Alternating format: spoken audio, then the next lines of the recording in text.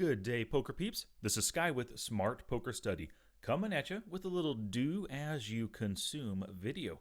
So if you're watching this on your home computer, open up PokerTracker 4 so you can follow along, run the same filters that I do to see what your numbers are in this specific instance. So you have all heard that position is power. Position leads to better poker, more knowledge about your opponents because you get to see what they do before you have to act.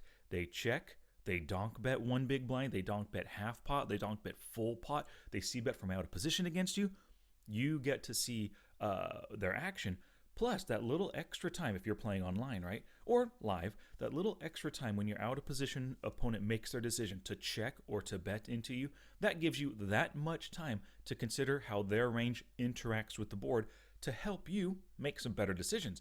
So, this is one of the things I do with all of my students. I show them with their own database what their win rates are when they are seeing the flop in position or not in position. So have PokerTracker 4 open and run these exact same filters with me. And you can see on the right side of the screen, we've got a little Excel spreadsheet open to track some numbers here. So the first filter I want you to run is saw flop in position, and I'll help you build it right now. More filters, actions and opportunities, on the flop, saw flop, turn it on. Add that to the filter, so the first part of the filter is there. Now you have to see the flop in position. Hand details, player position. On the flop is what we're concerned with right now. And the active player is relative position to all opponents in position. So simply click this, and that turns both of these parts on. Let's add it to filter. So saw flop, active player in position right here. Save and apply. And you can see I've already saved this as a saw flop in position quick filter. Now this year so far, 183 times I've seen the flop in position, positive 372 big blinds per 100 hands. So let's record that data there. Now, saw flop not in position, very easy filter to run, especially after you've run this first one. More filters, highlight the in position part and simply hit not in position right there. Saw flop not in position.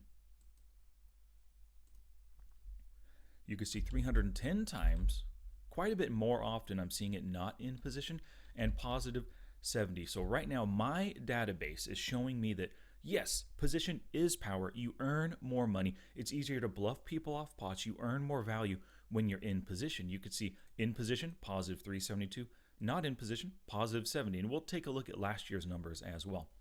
But one of the things I always show my students is the percentage of the time that they are in position versus not in position. So what you have to do is figure out how many total times you saw the flop, 493. So 183 times divided by 493 total means I've seen the flop this year 37% in position. Now that's a little low for my liking. I would much prefer, I would love this to be higher, closer to 45% or so. So if I'm in position 37, I'm not in position 63%.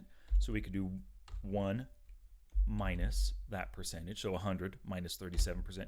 63% I'm out of position. My target would be 45% here, and then that would make this 55% not in position.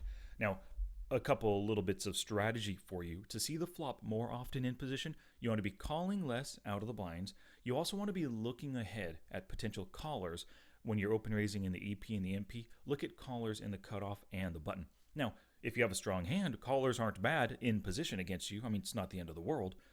But ultimately, you would prefer to see the flop every single time, if possible, as the pre-flop raiser in the EP, the MP, the cutoff, or the button, and one of those weaker players in the blinds ends up calling you. So you're always in position as the pre-flop raiser. That would be in an ideal world. Now, you can't necessarily get that all the time, but the more often you can open raise, nobody calls you in later position, but the blinds call you, I would be hitting this potential, well, not hitting this potential.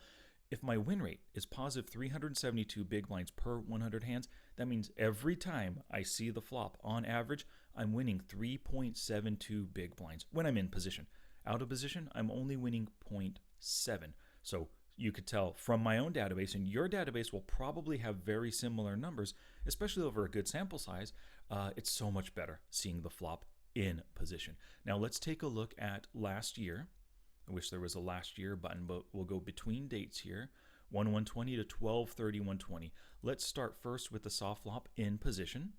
Now, as you can see in position, 1,103 hands with a positive win rate of 212. Pretty nice. Now, not in position. Of course, I have it saved, but I'll show you one more time. Highlight this, hit not, save and apply.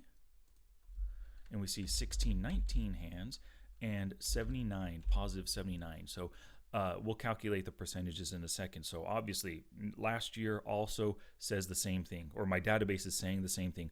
Playing in position is so much better than playing not in position. So we have 1103, so 2722 equals 1103 divided by 2722, 41%. Hey, not too bad. Like I said before, I'm targeting 45, but anywhere in the 40s, I'm pretty happy with. So you can see, once again, this current year's giving proof that position is king, and down here last year, position is king. So run these numbers for yourself. Clue yourself into the fact that, yes, position is king. I am making more money when I'm in position. And what does that mean? I need to strive to play in position as much as possible. That's why you're calling out of the blinds less, and you're open raising a whole lot more out of the cutoff and the button, the two best positions. All right, thank you so much for watching. I hope you enjoyed the video. Hope you learned a little something. Hope you actually took action and ran through your own database with these two different filters. Thanks again, and I'll catch you in the next one.